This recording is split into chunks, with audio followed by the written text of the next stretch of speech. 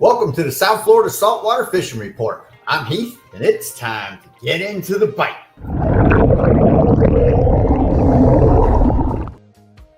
All right, folks, welcome to the show.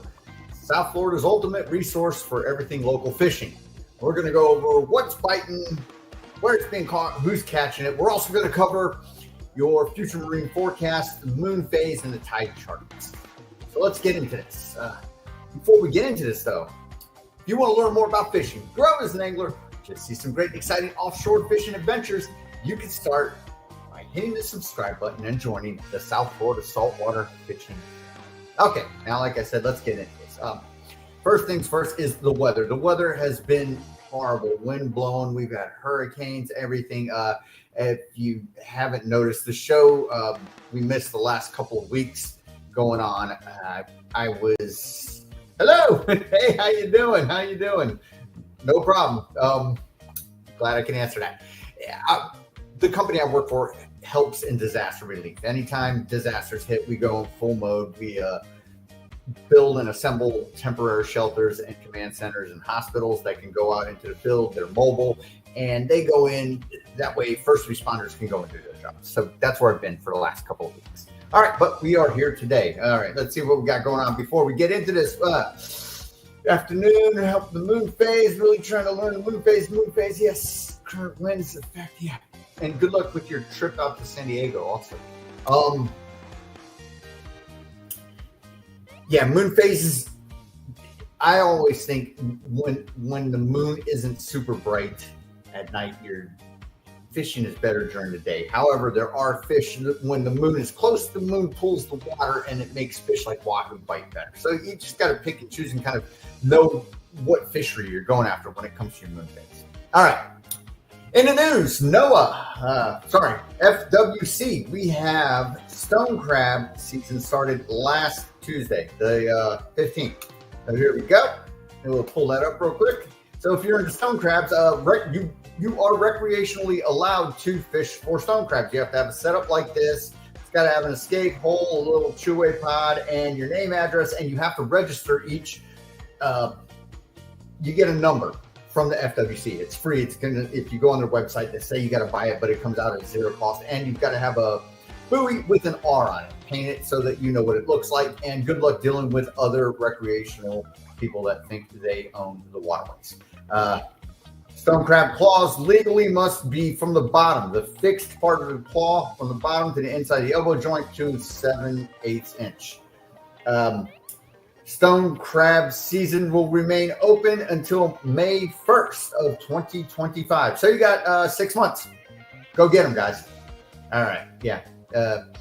Sometimes, you know, if you got it, I've heard this question before. I used to actually stone crab fish in the intracoastal. You can drop your traps in the intracoastal waterway as long as it's not in a navigable channel.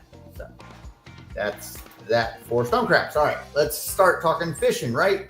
So we've had a couple of weeks of go by, and it, like I said, the weather has been horrible. So we're just going to show what we got going on here. I have seen, the sail fishing is starting to pick up, right? The pelagics are going to wane. The dolphin, the segment of the mahi is going to slow down. The football tuners are going to slow down. The king fishing, that fishing will pick up. Yellowtail fishing will pick up. And no problem, JT. Yeah, that's what I do. We helped out during COVID. We helped out. Oh boy, like I said, it's tough to think. Hey man, when disasters hit, we go into overdrive. But that is how we earn our living. And yeah, that's how I sleep at night, thinking, hey, I'm helping out. So let's look here. We got some fish to go over. We got a sea trout. This is from Brandon right here. And these are just pictures over the last couple of weeks. Nothing too much. It's been real rough. So, but like I said, so we got a nice sea trout from Brandon. What else do we got? A lot of stuff is, offshore pelagics and not too much reef stuff going on. Everglades salmon from Michael. I'm at a loss for words. I actually think it's funny, but hey, thanks for the submission. You got to find a humor in that. All right. So Here we go. Like I said, there's not much in the way of inshore stuff going on, but I do know, our mullet run's winding down. We've got the snook are still biting, the tarpon are biting. Let's take a look at a few random pictures. Pedro, before he left to head out of town, got himself some nice tunas. So they're swimming around, right? The tuna bite is going to slow down, but they're here. Also, we had, this is David. He headed out and got himself a nice wahoo. This guy puts in long days working. As you can see, they fished into the night. So, man, let's see. I know he said what he caught. Wednesday, this was October 3rd. So as you can see, we haven't been here for a few weeks. 120 feet, was holding the best bite. Fished 5 a.m. to 9 p.m. You got to put in the time. 1 wahoo, 10 bonita, 2 ceros, 1 blackfin, yellowtail, snappers to end the day. White bucktail gets the job done. Yes, it does. All right, so as you can see, there's a few wahoos still swimming around. We're coming to that time of year where they're going to start biting, right? Let us continue on with what we had. This is from a couple of weeks ago. Let's see. We've got Gwen. Went out on a charter, and they got a nice sailfish here. And they also added in a couple of other pictures. Like I said, there's not much of the reef fishing and all this stuff going on, but they did. There's another picture of that sailfish, popping out of the water. Got the lure on. That's a great shot right there, too. Then they went on to... sorry about this. Let me get to... There we go. Yes. They went out and they caught dolphins. So, they had... This is Captain Blake off Real Intent. So, again, we're in the midst of our second mahi run. I always think the bigger mahi come around this time of year. So if you can get out, hey, cool. Get out and get them because they're going to disappear real soon. And like I said, the sailfish are showing up too. I've seen a good amount of sailfish along with, again, a post from Pedro lacing into the tuna. So the blackfins, the blackfins, the big ones aren't really out there. They're mostly footballs, but keep on keeping on with that, right? Another Gary with that's an awesome shot of a sailfish right there. Like I said, we're moving into fall. The sailfish are going to go out. The jokes are now, bust out the kites. And somebody actually said today they were being silly on the post, and they said, yeah, go get your kite off the pier. Here's Jim, Boynton Beach. This is actually 4 days ago. 2 wahoo, 240 and 320. Nice couple of little wahoos. Nice juvenile, good taste and great eating size right there. All right. Then we've got Mike. Friday. This is about a week and a half ago. Nice.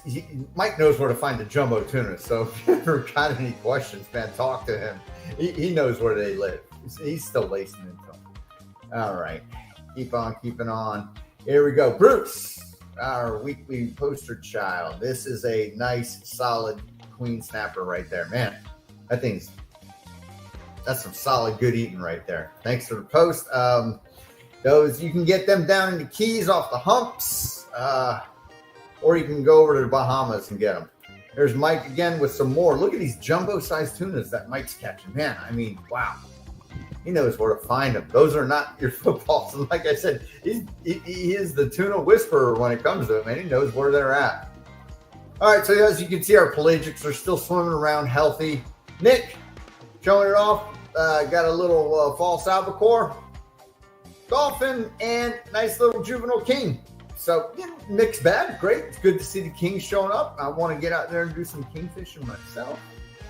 Hopefully the weather will let us do it. This is Dwayne. Nice little wahoo right there. Found him. Got him. Again, these are posts from a couple of weeks ago.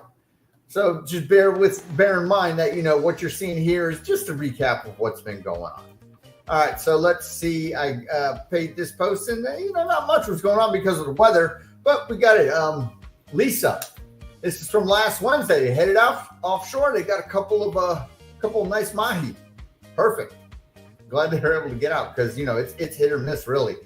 Captain Alex is back in Marathon, folks. And he is on the, what did I just do? I thought I hit this. Captain Alex is, okay, that's obviously not working, trying to expand the, the video there. Anyway, let me see here. So, yeah, he got a nice sailfish. Perfect. Justin, nice queen snapper. Again, you know, if you head off down to the Keys, out of the humps, queen snapper are quite deep, or you can head to the Bahamas. Go try and get your luck out there. Queen snapper. So, you know, the deep fish are biting. Here we go. Justin again. Another, that's red snapper. So he's down, what, red snapper, West Coast or way up north. So then he could be out deep in the Gulf right there. So there we have for that. Keep on keeping on. Another one from Justin. He's got a, oh man, yeah, I saw this too. That's a nice size blue line tile. So it'd be interesting to see where, if he would, you know, say, hey, this is where I caught him. Because, you know, blue lines are shut down, but, you know, not everywhere. Just, you know, on the southeast region. So, hey, cool. He's got some nice fish in the bucket right there. Thanks, Justin, for your submission. We've got Angel. You know, I asked him what they're catching. Baz, you know, he's looking at the rain. And here is Michael. He got a nice visit from the FWC. Checking out his snapper count, his size of his yellowtails, and everything. And I guess he said he learned a lesson about aggregate counts and all that, which means he more than likely got a ticket because he was over. But you know, you live and you learn sometimes. All right, so obviously, let's talk a little bit here about this, and then we will get into other stuff. So our reef is firing up, right? It's going to be fall. The weather's going to start cooling down. You're going to want to, you know, get into yellowtail fishing. The Ceros will be swimming around with them. The mutton snapper bite might wane a little bit. Again, current is key when you are over reef fishing for them.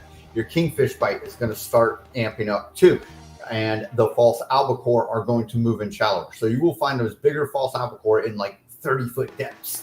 So if you're really into the fight, go troll some light tackle with like white bucktail jigs and beat up on the false albacore. They'll be in shallow. So you go out deeper, you won't have to worry about them, you know, ambushing your planers or your top water lures or whatever it is. Again, the second run of the mahi is going to wane and go away along with the bullet blackfin tuna.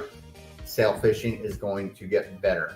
Wahoo fishing is going to start turning on as we head into November. Again, you know, follow your full moons and hopefully the weather gives us support.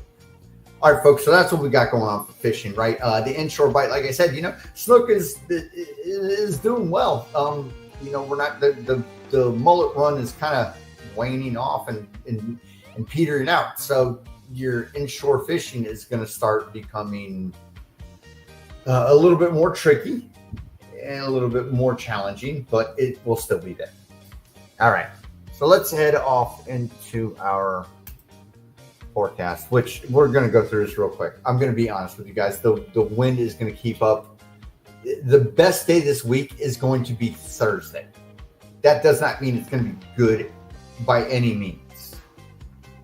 And then after Thursday, when some drier air comes in and our afternoon storms start to peter out and go away, we'll have drier air come in, but it's going to be followed by winds that are only going to start picking up into next week. So, you know, the outlook isn't looking good. So we're going to cruise right through this, and you'll see what I'm saying. I'm not going to, you know, kill much time. The forecast is just not pretty at all. So let's look right here. Right now, you see, if we look at our color code, we're, pardon me, we're steady high teens, just out there in the 20s. You know, the West Coast, you're on the leeward side of Florida, but you're still getting pounded, right? So this is today. Let's look at tomorrow. We got a northeast wind, constant mid to upper teens into the afternoon. Doesn't let up at all. Thursday, and this is like the whole state, you know, up in the Big Bend area, you get a break. But it's going to stay consistent. So this is Thursday. Like I said, Thursday is the day it'll tend to tone it down. If you look in offshore about, 3 miles or so, you're in between, 5 and 10 knots. So like I said, Thursday might be the day if you are in just sporty conditions to get out there and do it. Other than that, you'll see Friday, we're going to start picking up again. More easterly winds Friday afternoon. Again, more easterly. Way up north, though, it's looking like it's a little bit more doable. Up, in the Palm Bay, Vero area is a little bit more subdued than it is down south and way down into the lower Keys. Saturday, it's picking up more. Again, that easterly flow, more east-northeast sort of flow going on. And, we've got what we had the remnants. I'll go over this here in a minute. So Saturday afternoon, it's just not letting up, folks, right? More up north, Port St. Lucie area, Saturday afternoon, it looks like it's going to, give in. But then come after with the overnight, it picks up again. Vero all the way down south, all the way into the Keys. It's ripping high teens to 20s. So the gusts, you can only imagine, are going to be into the 20s. And Monday, it's not letting up. It's heading more east. Monday afternoon, again, the same thing. Into Tuesday, it's even going to get worse, right? You can see this yellowing means we're that steady 20, 25 miles an hour Tuesday afternoon. And I'll even go to take a look at Wednesday. Like I said, this is what's happening next week. So our weather is not on our side.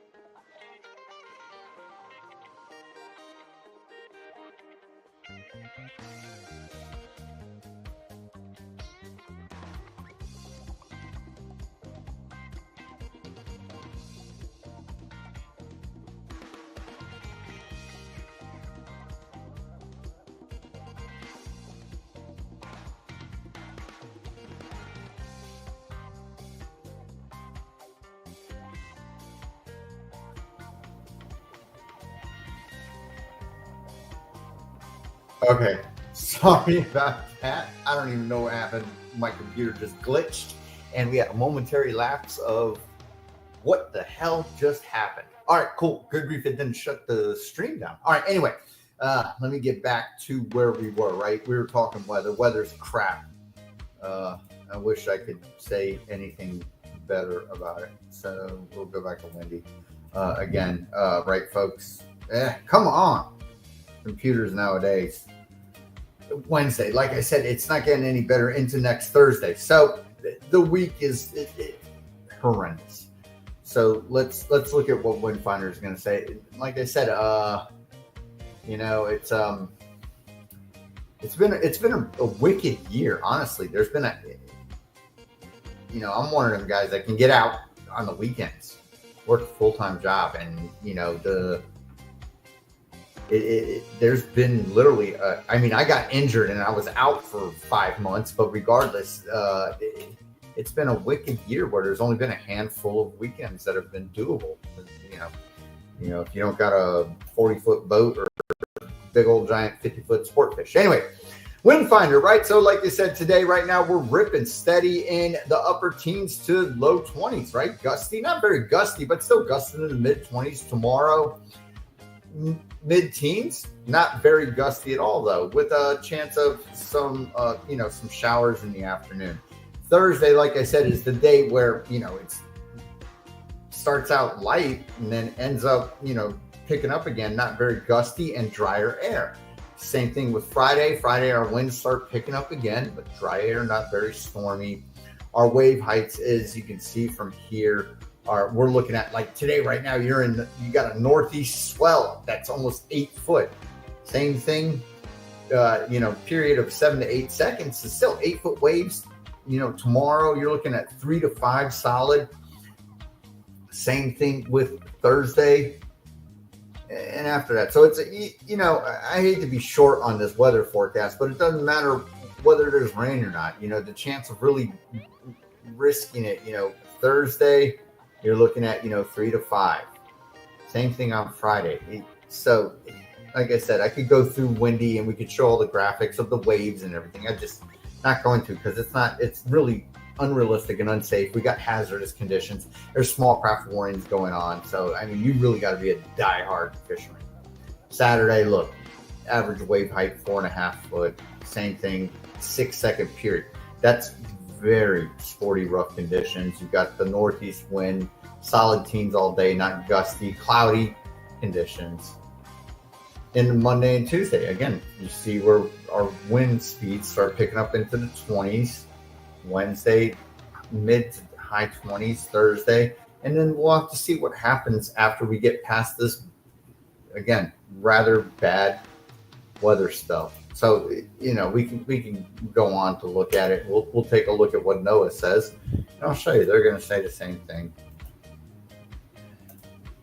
It can be depressing if we keep on with the spell, but hey, we will get through this, right? And then the weather will clear up, and then the fishing's going to get better as the weather clears up. So, like I said, small craft advisory tomorrow.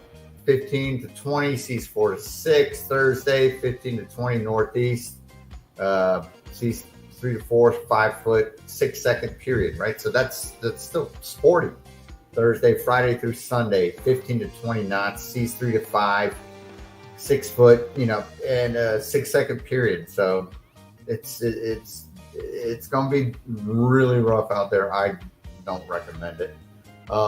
Here, we'll go back to windy. Just for the heck of it, right? Why not? Let's take a look and see what our waves are doing, right? Just to show you. So you've got this area of pink, which is 8 plus, 10 plus foot waves. That's tomorrow, right? And the Thursday is the day, like I said, where it would be, you know, maybe a very rough 2 to 4, right? And then you head into Friday, and it stays about the same. And then comes Saturday, it's going to start picking up a little bit. You're looking at 3 to 5. If we look at our color shading, they're saying, you know, 4 foot waves, 3 to 5. Sunday, Monday, it's all about, you know, 3 to 5. And then as the wind starts picking up into next week, you can see it's going to push that water and make our waves. So, you know, and again, we had seen it. We can look at our rain. The rain and the dryness comes Thursday, right? So, you know, tomorrow, a little bit of offshore stuff, not much going on. And Thursday, we get this drier air starting to push through. And that will, you know, it's going to bring windy conditions, but not much precipitation. As you can see, this is in the Friday afternoon, Saturday, not much going on in the atmosphere. Like I said, we'll have dry air. And Monday, you know, a few storms in the morning pushing through. Tuesday, here it comes. So right now, what we got, this is the remnants of Hurricane Oscar that just went through. Thank you. I'm sitting here talking without pulling it up. Oh Lord, that's just like, it's been one of them days. Thank you. Hey, what you got going on? Everybody say hi to Cheez-It. There we go. Okay. So what we got right here is, this is the remnants of Hurricane Oscar that just went and hit up the tail end of Cuba. It's going to stay out in the Atlantic. Wednesday, there it goes. Thursday. Now, like I said, Thursday, we're going to start getting this drier air. No mean to repeat myself. And then, like I said, it's going to be drier. You won't see very much moisture in the atmosphere at all. Heading into Sunday, Monday, we'll get a few things going on, and then the moisture will start to resettle come early next week. Back to our waves, right? This is Tuesday. So we can look starting Thursday. You've got this color shading in here. This is all 2 to 4, 3 to 5. If we look down here at our color shading around here. So we got 4 to 5 foot seas Thursday, Friday. The inshore areas of the Gulf Coast are looking nice, Tampa Bay and all that stuff. But, if we're looking on the East Coast, all the way from Vero, all the way down south, Keys are going to get, they're going to get, it's just not going to be anything pretty. Biscayne Bay, is even going to be choppy. Saturday, the same thing. We're looking at, 3 to 5. The inlet's going to be miserable trying to get out of any of your local inlets. Down in the Keys, again, heading through the mangroves, trying to get offshore is going to be brutal. So just keep this in mind as we head into Tuesday and you see the weather and the wind and the water starting to push our way, right? There come those big 8-10 foot seas down south, Palm Beach into Fort Lauderdale area. So this is next Wednesday, folks. It's there. And thank you for telling me you were not seeing the map. I wasn't even looking at the other screen that's got everything going on. I was actually focused on this. I appreciate it. Hey, sometimes you're a dummy when you're a dummy like me. All right. So that's that, right? Weather. So let's look at the moon phase, even though honestly we'll look at it and talk about it, see what's going to happen in next week with hopes of our weather clearing up. So right now we are waning, which means we're heading towards the dark side of the moon. Okay. Again, here's your moon, right? Hawkeye, Texas 549. Is that the Iowa Hawkeyes? Sorry, I was a wrestler back in the day, and every time I see your name, I think of, Anyway, all right, waning, right? So as our moon phase wanes, right? This is what we were talking about earlier. I think that the fishing is better during the day when you've got a darker sky at night, because the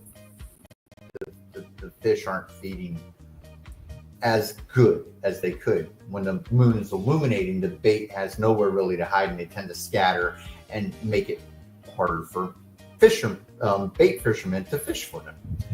So you see the trade-off. All right, so right now we're waning, right? 57. Tomorrow, 47.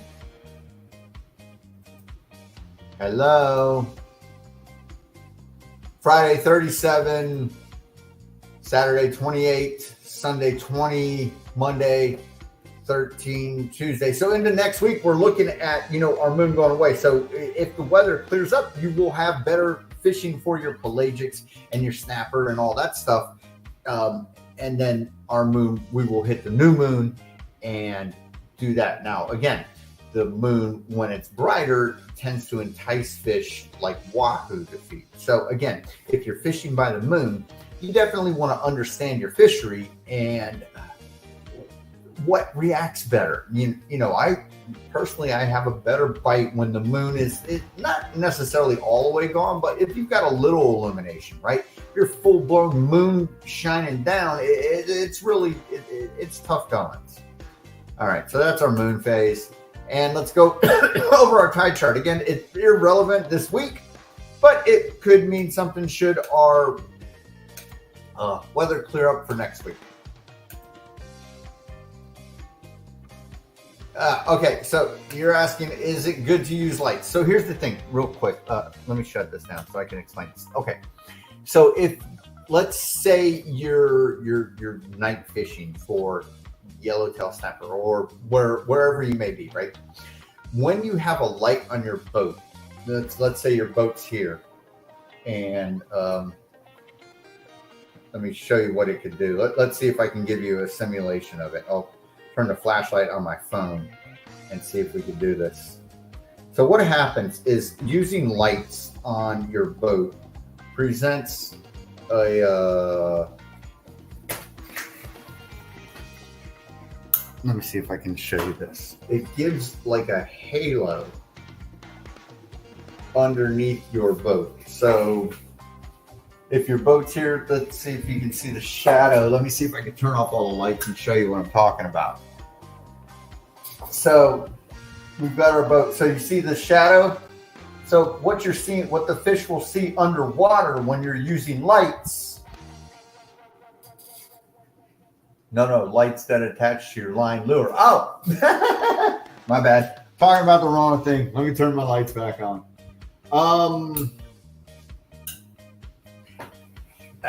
Lights that attach to your lines or your lures. I would say if you're deep dropping, yes, you need them. Some people say that you got the long range captains that say lights are a waste of time. I get a better bite when I have lights for deep dropping.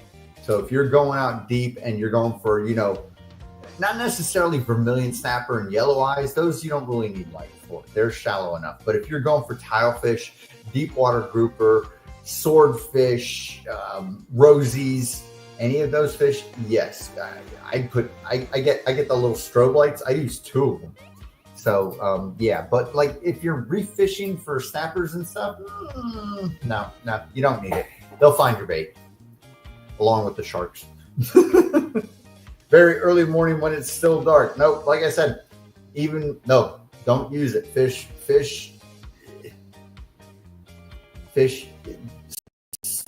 when they're, let's say you're trolling, right? And you're going for wahoo, they hone in on the sound. And the way they hear is the vibrations through the water. They sense that. They don't necessarily hear like we hear. They sense it going through the water and they hone in on it. And wahoo got very keen eyesight, which is how they're able to hunt in low light levels.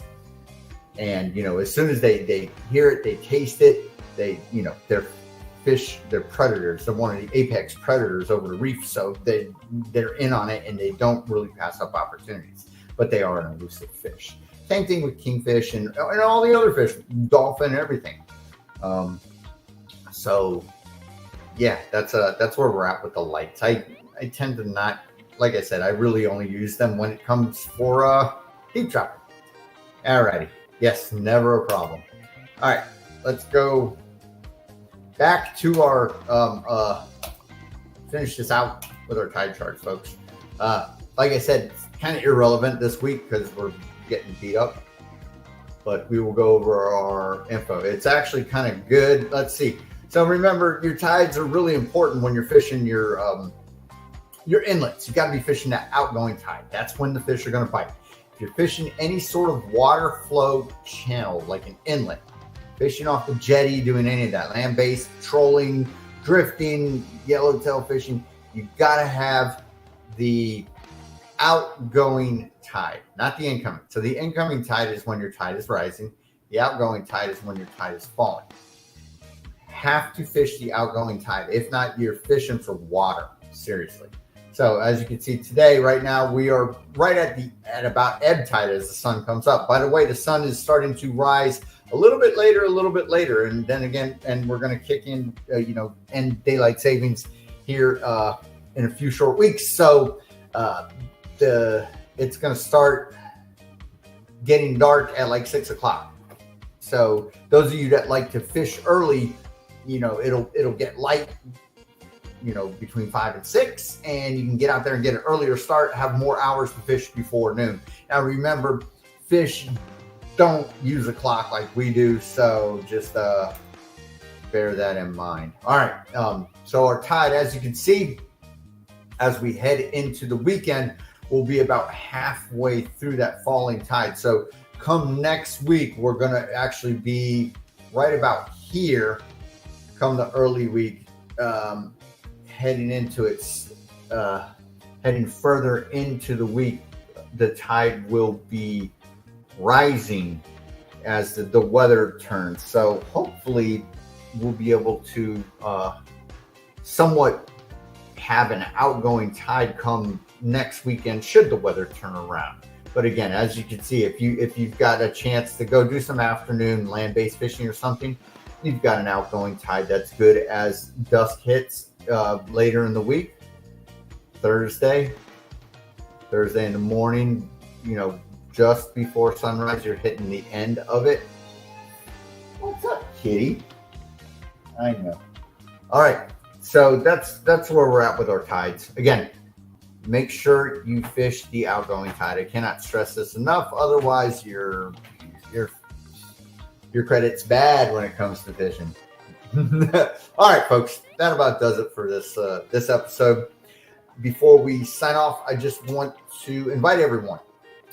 If you are on Facebook, go on ahead, look it up right here, because this is what fuels this weekly report. Like I said, I've been out hoping not to get inundated with any more disasters, but it happens. We're getting busy. But I really want to actually be able to get out and fish and actually get back to filming, which I haven't done in several months.